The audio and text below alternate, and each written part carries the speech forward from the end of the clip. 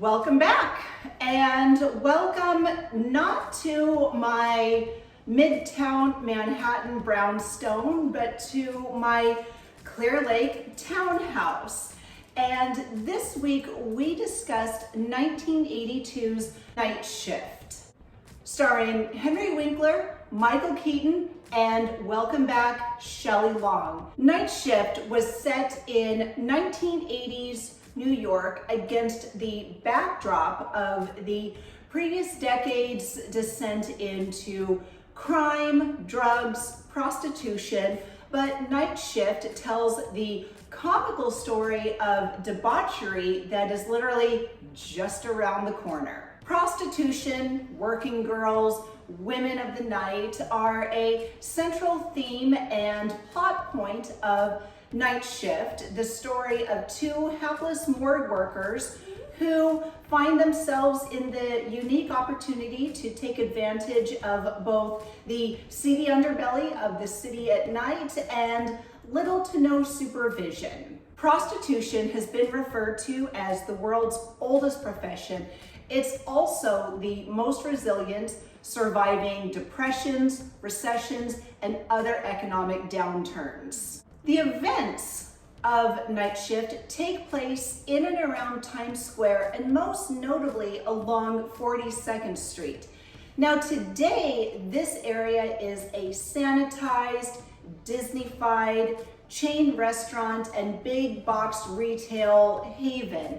And this is a far cry from the Times Square that we see in 1982's New York in Night Shift. In 1978, then Mayor Ed Koch, himself a very colorful character in New York history, tried again to declare the Times Square cleanup and revitalization well underway as part of his two-phase plan for Times Square, and quote, "Over the past 4 decades, successive city administrations have made repeated attempts to clean up Times Square.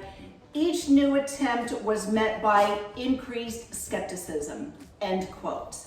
Now, of course, every city has to contend with prostitution, drug use, crime, and other colorful events of the evening. But New York, so in that respect, New York is not unique, so to speak, but for a significant part of its history, New York was known as, quote, the Carnal Capital of the world.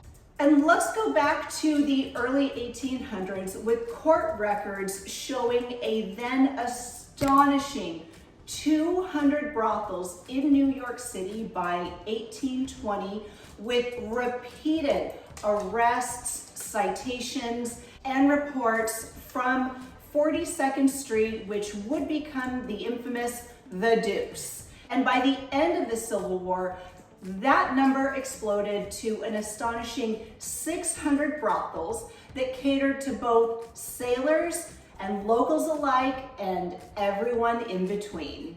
By the early 1900s, public outcry had become so vocal over prostitution, drug abuse, crime, all of those things that kind of happen in the night under the cover of darkness, had gotten so loud and widespread that the city formed a committee of 14 that was designed to combat the social evils of New York City.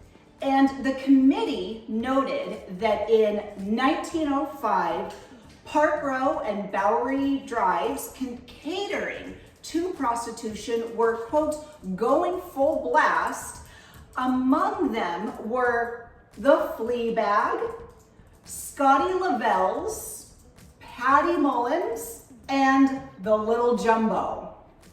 And of course, the committee distinguished between high-class brothels serving upscale patrons, such as important city figures like, maybe doctors, lawyers, politicians, and the lower class brothels that catered mostly to working class men, working class women, and those locations were notoriously filthy. They exploited the women and took as much as 50% of their earnings, not including clothing, room and board, and oh yeah, a little thing called medical care. And at the behest of the committee in 1907, the city created night courts, and this was designed to handle the influx of cases relating to prostitution, drugs, crime, etc. And today, those night courts are still in session, and believe it or not, they are a tourist attraction. Seriously, people from around the world come to Manhattan to experience a variety of things. Broadway, see the Statue of Liberty, maybe explore family history at Ellis Island, walk around Central Park, and oh yeah, go to night court to experience the kind of gritty entertainment that only the city that never sleeps can offer. With police crackdowns concentrating mostly on the lower end brothels, it should come as no surprise that there was corruption. A 1907 report claimed that large brothels paid police anywhere from $400 to $600 per month. Corrupt plainclothes cops received about $200, and patrolmen got about $185 monthly. And don't worry, the corruption was not confined just to the police. In one of its final reports, the committee made an embarrassing admission. One of the city's assistant DAs, John Weston, confessed to accepting, quote, petty cash and other gratuities involving as many as 400 cases. 400. Shortly thereafter, in 1932, the committee disbanded, citing, quote, its inability to raise funds for its operations. Well, after the post-war years by 1950, until about the mid-80s, 42nd Street became the cultural center of American adult theaters, peep shows, grindhouse cinema, and all the X-rated entertainment you could ask for. The book, Sleazoid Express, a travelogue of sorts of 42nd Street, describes the unique blend of people along 42nd Street that you would find. And I quote, depressives hiding from jobs, sexual obsessives, inner city people seeking cheap diversions, teenagers skipping school, adventurous couples on dates, peeping toms, drug addicts, homeless people, pickpocketers, while the streets outside of the theaters were populated with low-level drug dealers, chain snatchers, so basically your run-of-the-mill pickpocketers, junkies alone in their, quote, heroin and cocaine dream world. Sounds amazing, doesn't it? So in 1971, the New York Times reported that, quote, once again, the city would clear the area of prostitution, pornography, and drugs. At the time, those same night courts, there were about 40 prostitutes arraigned daily, a number that decreased to about 13 after Mayor John Lindsay ordered a crackdown. Variety named the area, I love this, Slime Square. The theater district that showed world-class productions of musicals and original works demanded a cleanup. One actress declared, quote, this has always been a fairly tacky area, but it's as evil as it can be now. Sometimes actresses are literally pulled into the doorways, and there are panhandlers who hit you if you turn them down. And I can only imagine all of the debauchery that occurred otherwise. At its, quote, peak of perversion, it was common to see porn stars whose films were playing at the adult houses promenade down 42nd Street, where XXX signs glowed, prostitution was on the rise, and the crime rate continued to spike.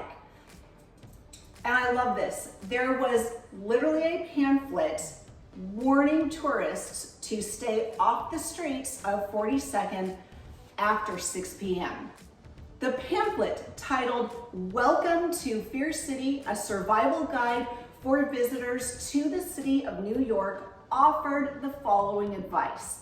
Again, stay off the streets after 6 p.m. Do not walk. If you must leave your hotel, summon a taxi by telephone. Avoid public transportation. You should never ride the subway for any reason whatsoever, end quote. Remain in Manhattan.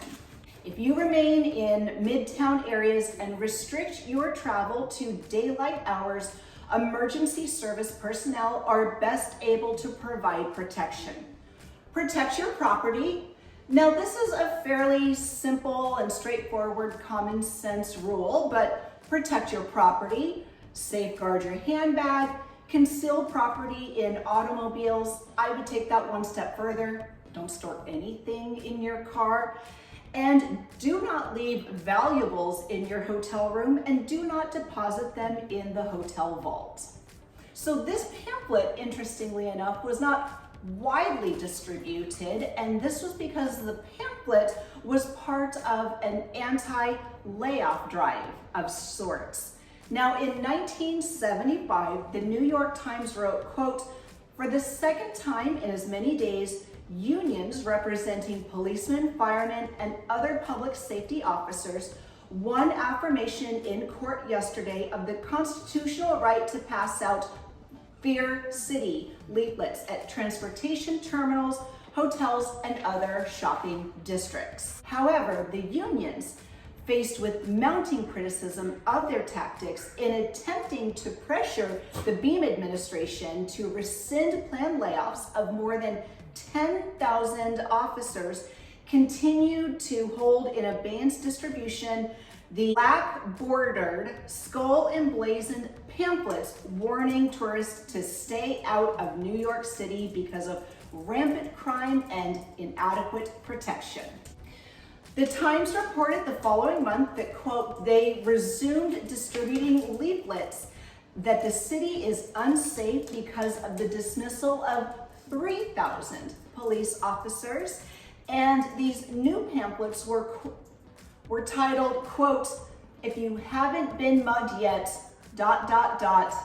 quote. Interestingly enough, the events of Night Shift and the activities on 42nd Street butted up right against a new reality, the AIDS epidemic that entered the public consciousness, and it put a damper on the, quote, free love movement and shuttered the theaters and brothels in the area. By 1990, the city government took over 6 of the historic theaters on 42nd Street, and New 42nd Street, a not-for-profit organization, was formed to oversee their renovation and reuse, as well as to construct new theaters. In 1993, Disney Theatrical Productions bought the New Amsterdam Theater and renovated it. And since the 1990s, the Deuce has become home to movie theaters, along with shops, restaurants, hotels, and family-friendly attractions such as Madame Tussauds Wax Museum and Ripley's Believe It or Not, that continue to draw millions to the city each year. And no word on whether or not pamphlets are being distributed or not, or what their contents would be, but today you're most likely to be handed a coupon to one of the many stores within Times Squares and along 42nd than to be mugged of your belongings. So go ahead and give a date to that subscribe button so you never miss anything. As always, new episodes of the Real Relationships podcast drop every Thursday on the podcast app of your choice, and new episodes of this show debut every Thursday on YouTube as well. We appreciate our listeners, our supporters, our viewers, and I, for one, am so excited to welcome our new co-host, Jen. She's going to bring a lot of fun and unique opinions, so stay tuned. The Real Relationships podcast is just getting started, and until then, we will see you soon. Stay safe.